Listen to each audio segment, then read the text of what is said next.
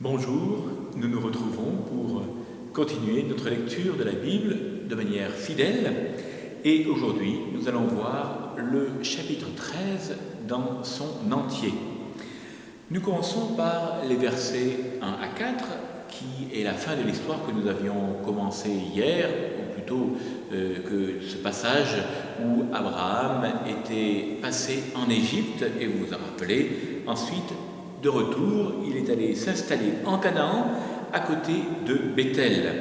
Là, Abraham invoque à nouveau le nom de Yahvé. Les versets 5 à 18 sont un récit qui nous raconte comment Abraham et Lot vont se séparer à cause de leur grande richesse en troupeaux. Problème de puits, problème de pâture, on ne sait pas. Mais Abraham, qui ne veut pas de querelle, laisse le choix à Lot du lieu où il peut aller. Si tu vas à gauche, j'irai à droite. Si tu vas à droite, j'irai à gauche. Lot regarde et choisit ce qu'il y a de plus riche, la vallée du Jourdain et de la mer Morte, que l'on n'appelle pas encore à ce moment-là mer Morte, puisque toute cette région est comparée au pays de Yahvé, c'est comme l'Égypte, nous dit-on. Donc, notre cher Lot choisit cette partie-là, et la montagne qui est à l'est, cela deviendra, nous l'avons vu, les peuples des Moabites et des Ammonites.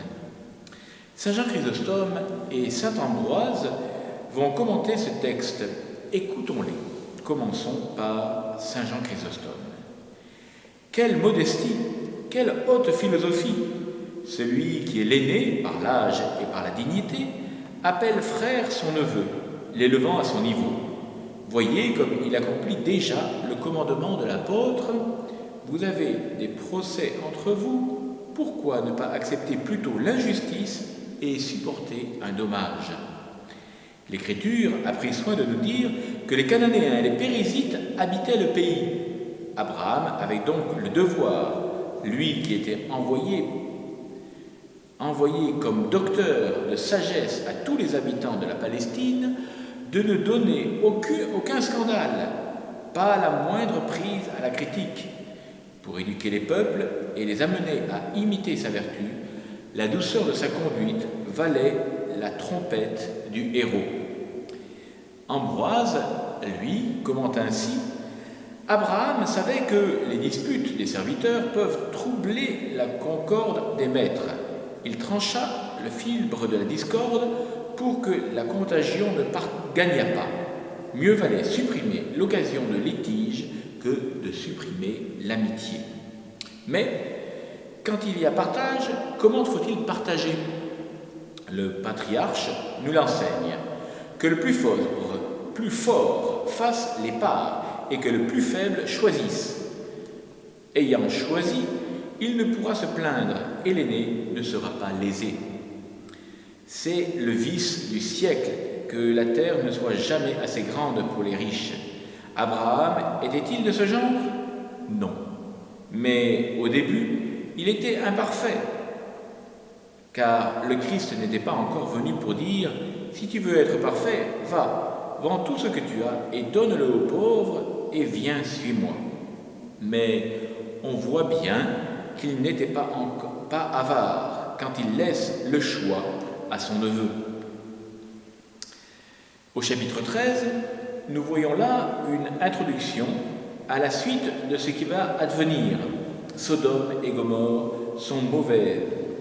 Faut-il rappeler ici que ce sont les descendants de Cham qui y habitent? Lot a choisi sur la fertilité de la région et non sur la conduite des habitants au milieu desquels il aurait à vivre.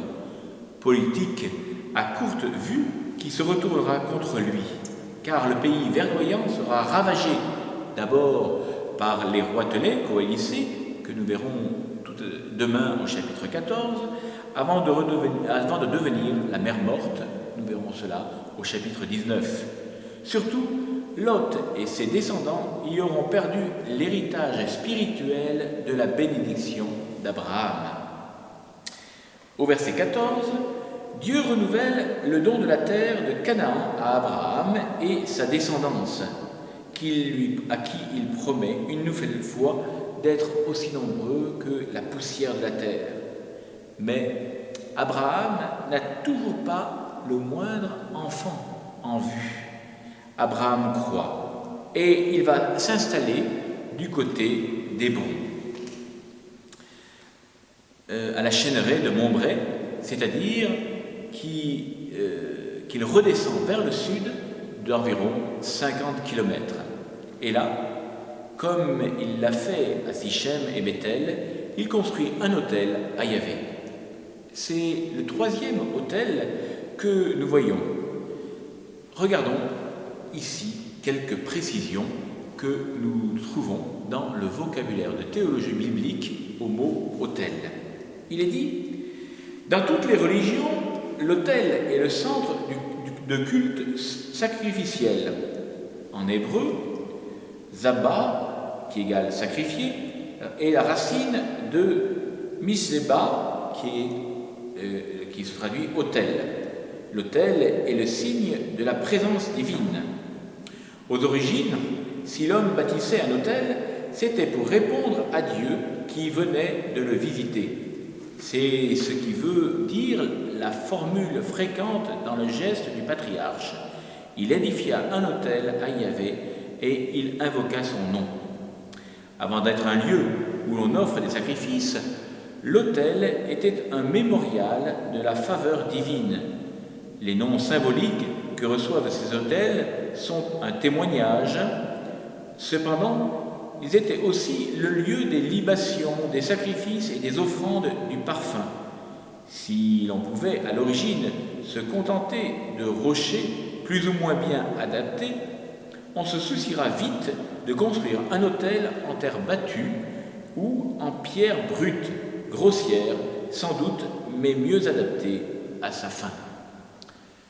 Nous nous retrouvons demain pour continuer cette lecture de la Genèse, et là nous verrons toutes ces guerres que j'ai annoncées qui vont se faire, en particulier dans toute cette région qu'a choisi Lot pour y habiter. Bon courage à vous tous, et je vous rappelle aussi que demain soir nous nous retrouvons pour vivre en direct du sanctuaire de Rocamadour de la chapelle Notre-Dame, cette messe qui est tout particulièrement dédiée à toutes les personnes qui sont atteintes par ce virus, et pour demander au Seigneur, supplier le Seigneur de nous délivrer de cette épidémie. Bon courage à vous tous, à demain.